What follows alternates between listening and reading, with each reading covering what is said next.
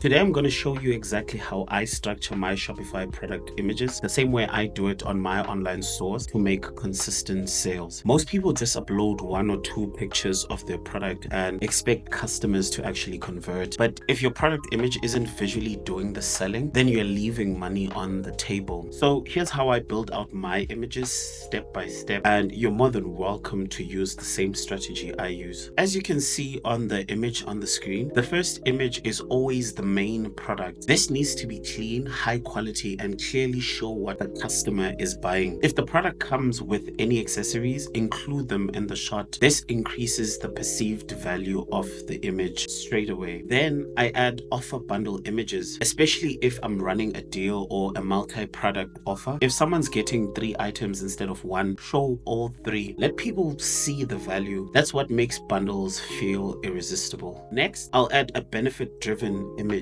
And here's where a bit of text can go a long way. Something simple as 3 times faster results or last 48 hours longer. You are visually highlighting what makes your product worth it. After that, I use lifestyle images, and this one's a little bit important. Show the product being used by your ideal customer, whether it's someone applying the product or using it every day. People need to see themselves using it too. It makes the product more relatable and real, basically. Then I add a testimonial. I take a real customer review, especially one that addresses a common doubt, and turn it into a visual. Bonus points if it includes their name and their photo, especially if you're using something like an influencer that is well known. Social proof like this builds instant trust, guys. I don't have to tell you this. If your product requires steps or a routine like skincare or maybe supplements, then a how it works image is definitely a must. Just a simple 1, 2, 3 guide. For example, apply,